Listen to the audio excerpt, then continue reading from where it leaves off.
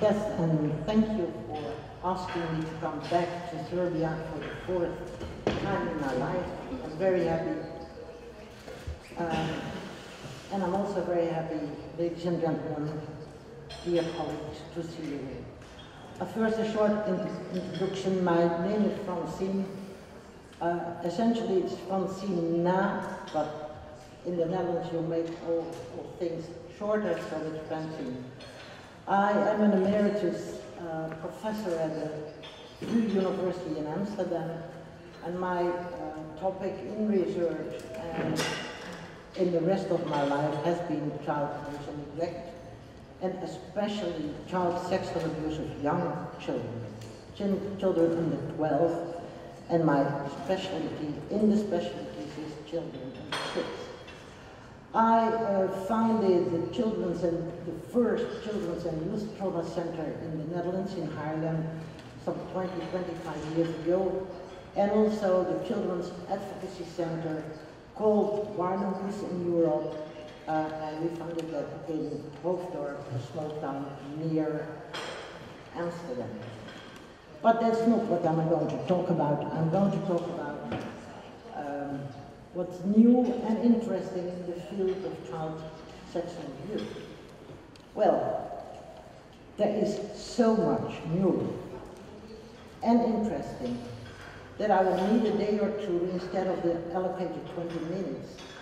So I have chosen to talk about two new therapy modalities for adolescents and adults, and two new therapy modalities for young children developed in the Netherlands. But before discussing these new Dutch therapies, I will briefly and absolutely incomplete discuss some aspects of the neurobiology of trauma. As you all know, traumatic experiences, and especially early childhood experiences, how about that? All the childhood traumas damage the development of the brain, which is illustrated in the next slide. On the left, the brain of a happy and healthy 3-year-old child. On the right, that of a severely neglected child. The result of, as they said in the article, maternal deprivation, but I want to say paternal deprivation. However, it's not only the size of the brain that illustrates the consequences of childhood abuse. It also became clear that childhood abuse is related to changes in hormones, to changes in the neurotransmitters that mediate the vulnerable brain, and that childhood abuse is related to brain abnormalities and structural changes in the brain. Already in 2000, Martin Teicher, a neurobiologist, wrote in his article, Wounds That Won't Heal, scientists are discovering some startling connections between abuse of all kinds and both permanent debilitating changes in the brain and psychiatric problems ranging from panic attacks to full-blown stress-traumatic disorder. And yes, the scientists discovered that early, persistent, negative experiences influences the brain development. Toddlers and preschool-aged children who are frequently victims of abuse, but which we don't see. Children with complex trauma histories are at risk for failing to develop brain capacities necessary for modulating emotions in response to stress. And if you read the books of Bessel van der Kolk, you can find that he wrote, if you will feel safe and loved, your brains become specialized in exploration, play, and cooperation. But if you are frightened and unwanted, it specializes in managing feelings of fear and abandonment. And your whole neurological system is doing what he writes down, negative feelings of fear and abandonment. Before the age of 18, and that's the good news, The brain is still rapidly developing, also extremely vulnerable, but before the age of 18 it still is possible to change the course of the deficient development of the brain and eliminate a lot of the damage. I want to say mostly when the child and the parents are getting therapy. It doesn't change out of itself. Okay, based on the developments of neurobiology and other areas in the field, new diagnoses were described, such as developmental trauma disorder and complex trauma. And developmental trauma disorder is the experience of multiple, chronic and prolonged, developmentally adverse traumatic events, most often of an interpersonal nature, and early life onset. That's important, the early life onset. These exposures often occur within the child caregiver system and include physical, emotional, educational neglect, child sexual abuse, beginning in the early childhood. Well, and complex trauma encompasses severe traumatic events that are likely to be chronic and disrupt personality development and lead to less trust in fundamental relationships, as well as impacting upon the neurological development. Well, if we go back, children, to summarize this short and incomplete overview of developments in neurobiology, an overview of the impaired domains, I'll skip these ones. It affects several dimensions, especially attachment. That's the first. It changes the biology, the neurobiology. It really changes it. You can see it. It changes the affect regulation, dissociation, behavioral regulation, cognition, self-concept. We have it's only one, research in the Netherlands in which children who were maltreated in youth compared with children who had a normal life. And they were many points lower, the neglected and abused children, on the IQ score, and some of them 20 points lower. So it damages really the cognition. Okay, and also the self-concept. One of the most important things in the life of children, to be aware of yourself, to know who you are, to feel how you are, because you know who you are, but when you are a child, you feel who you are and not knowing yet. But it changes when you become older, and then you have that outspoken negative self-concept. But feeling a negative self-concept is damaging for young children. Well, due to the new neurobiological insights, new treatment methods were developed in the Netherlands, but also elsewhere. It's not just Dutch, but that's what I know best. But honestly, it's not only the new neurobiology. It also has to do with the fact that trauma treatment often takes so much time, and thus prolonging the suffering of the clients. And also in the Netherlands, because it is so costly, it costs so much money. Moreover, many well-educated psychotherapists feel uncomfortable in directly addressing traumatic memory, and they are afraid to evoke high levels of fear in treatment sessions, and thus drift from the protocol or deliver the exposure treatment in a suboptimal way. This has led to the concept of therapist rotation, developed at the team of Agnes van Minnen, professor in neurology. She's my helper, you know. and others at the University of Nijmegen. Therapist relation is a very exciting concept. In therapist rotation, 2 or more, and very often 5 or 6, work together with the patient using one specific intervention.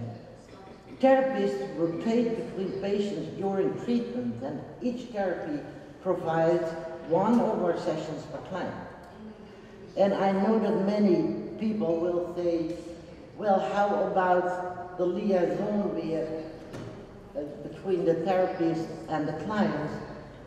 The nice thing of this thing is that clients feel much more safe by having different therapists. And that's right, because if you are very young, you cannot attach yourself to somebody. And now, all of a sudden, you have to attach yourself to a therapist. And they feel that this is better for them, and the attachment will come later by adult patients. Okay, the other thing, that's much more,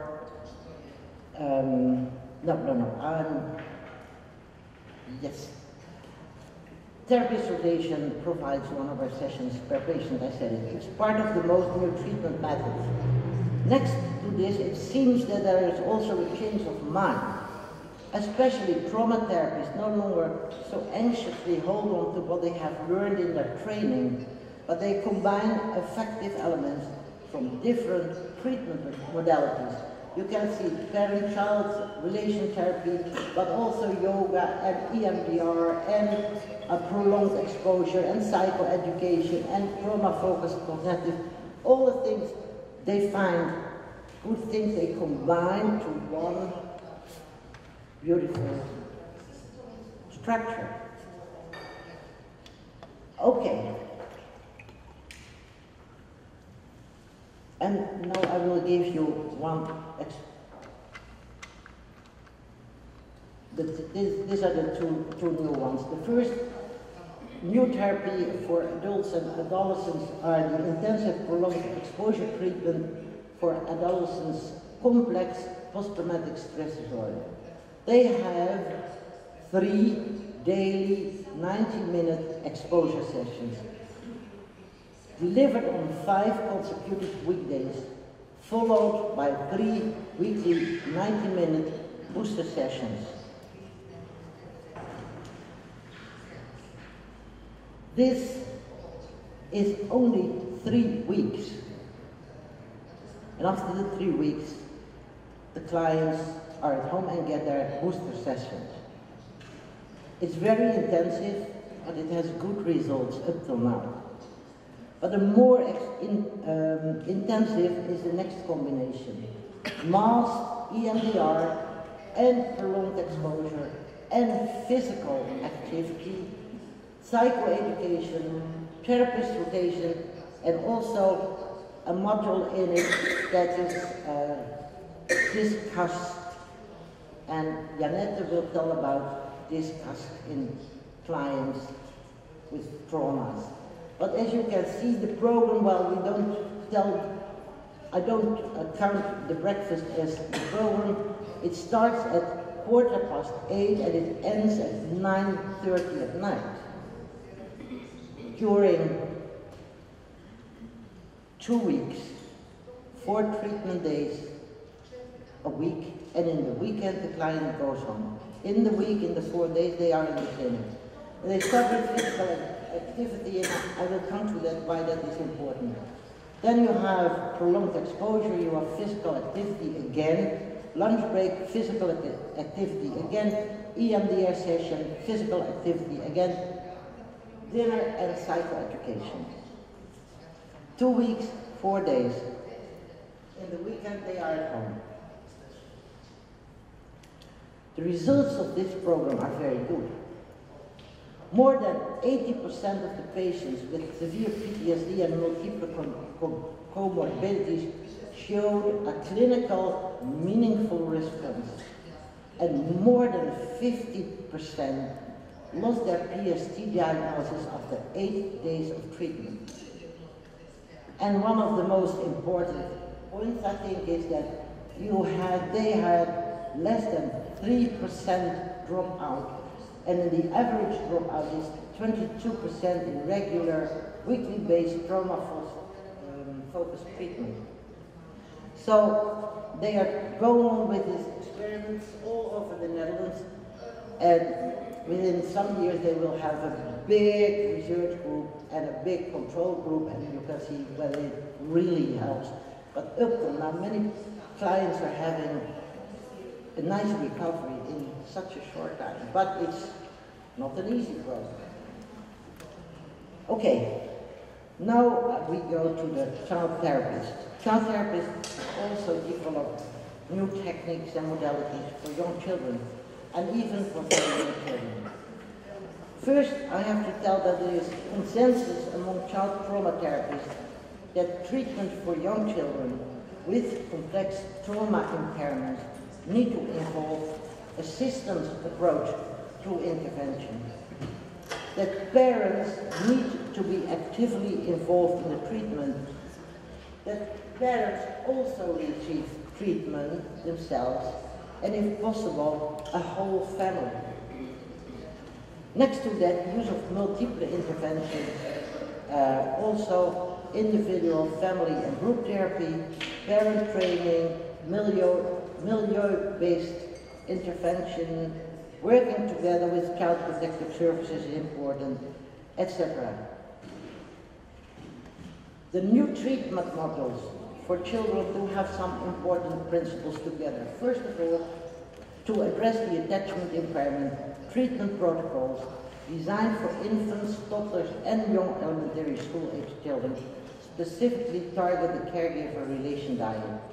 According to another important writer in child therapy is Bruce Perry, and Bruce Perry said, relationships are the agents of change, and the most powerful therapy is human love. And that's one of the points. They are trying to restore the love between parents and the child in the very first beginning of a therapy.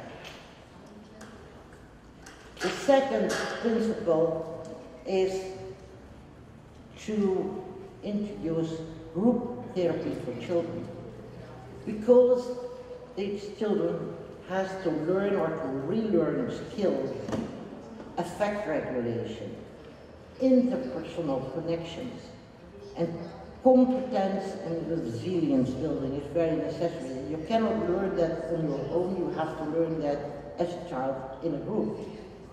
So a group therapy format is important for young children. And the third, emphasis on contextualization of symptoms through a trauma lens. Don't think this child is ADHD, know that child is heard and is reacting as we think with ADHD, but it's just the nerves and all the things, the whole neurologically that is fighting against being quiet and learning. Okay, as I said, development of concrete skills is important. And fourth, the body work.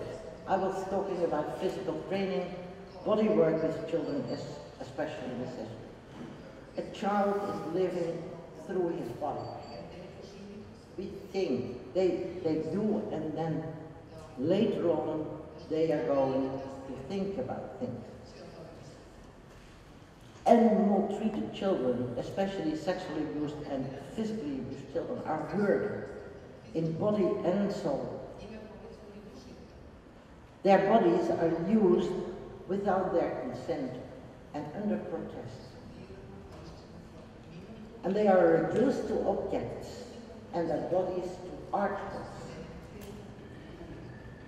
And they no longer trust the signals from their body and from their bodily sensations. Because when the perpetrator hurted this child, she was saying that it hurted, or not saying, but thinking. And sometimes she was saying, no, you will love it when you are older, or no, you will get used to it. It's okay.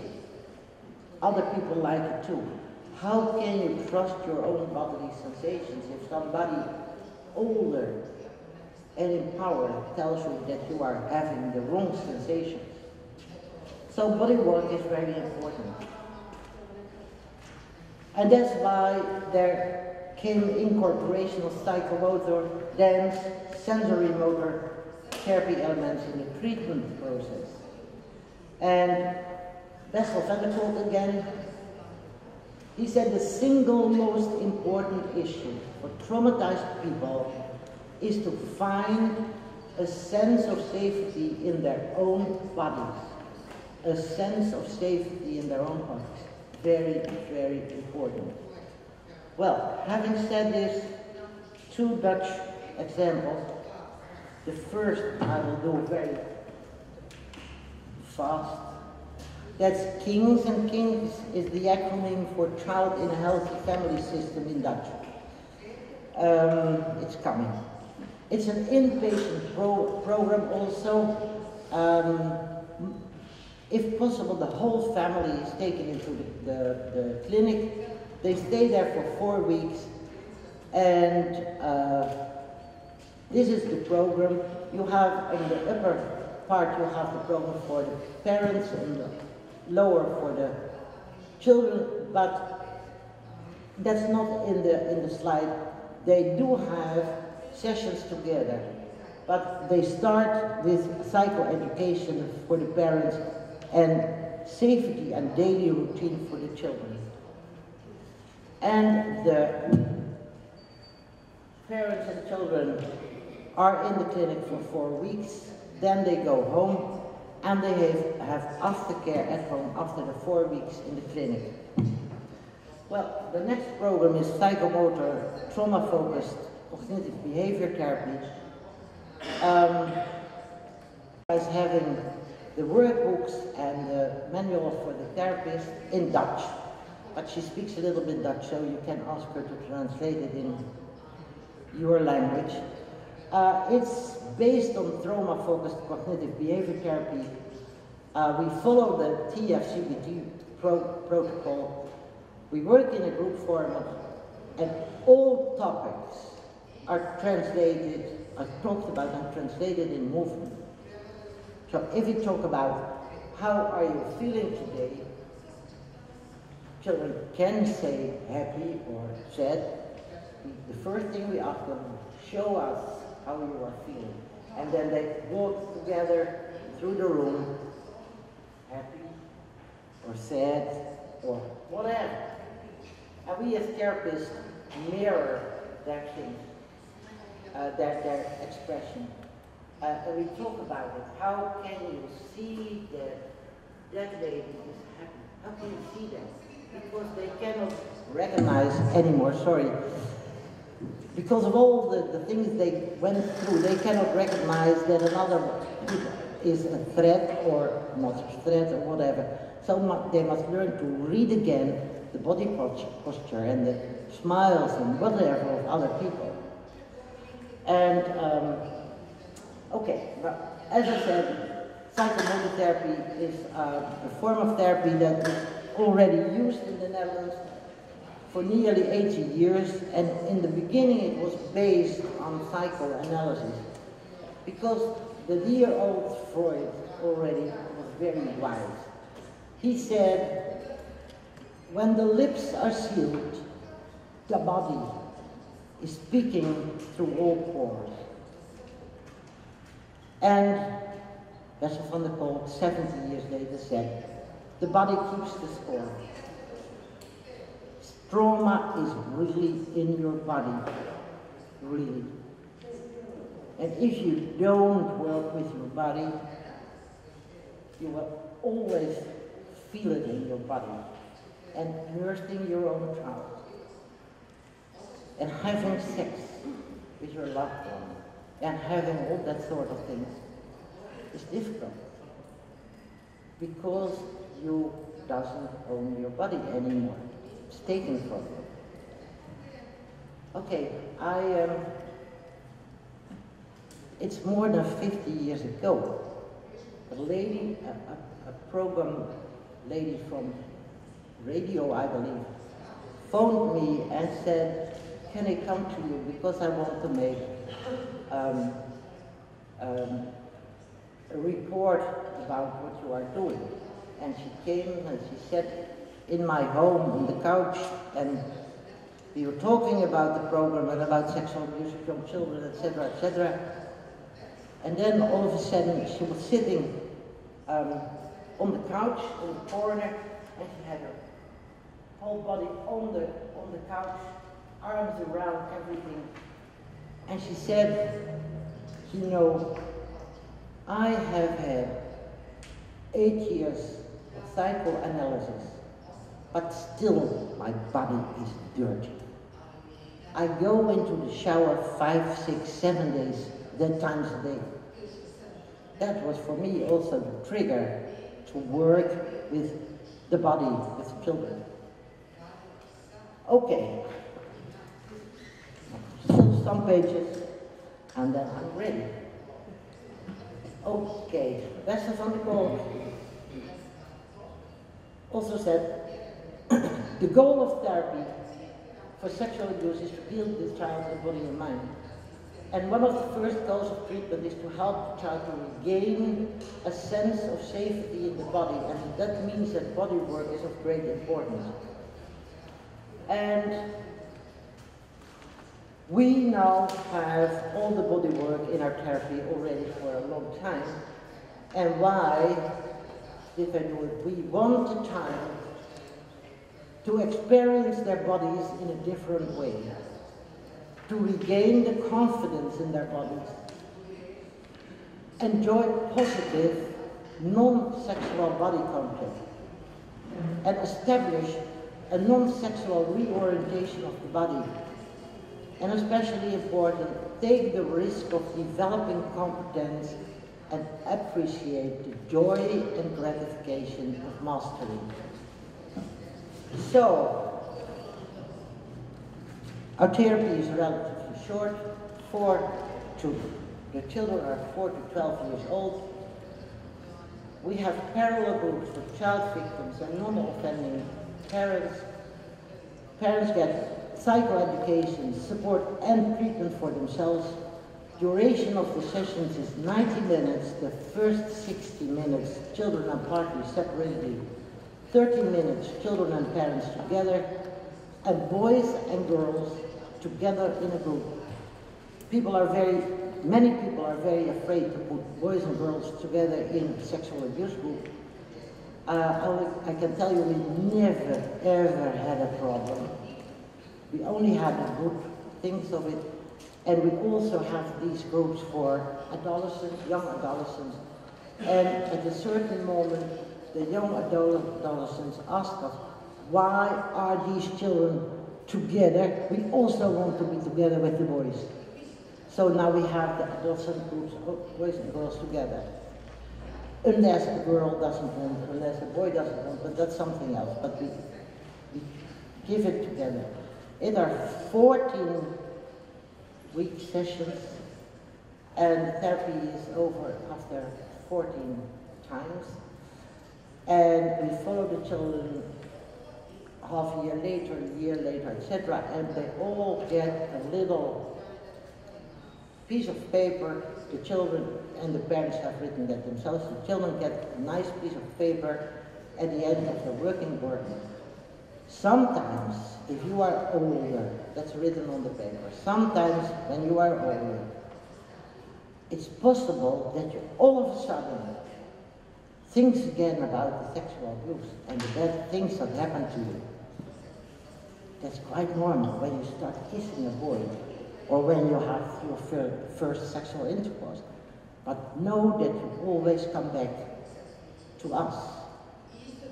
And one of the children, well, probably you see that I'm very old, but one of the children, something like that, was sitting next to me, and she put her finger and said, no, that cannot be, because you will be dead, and because you have wrinkles here. And yeah, well, I could tell them that there were many other people in my institute they could come to. Well, I know it's time Jeanette needs to tell her to do her presentation.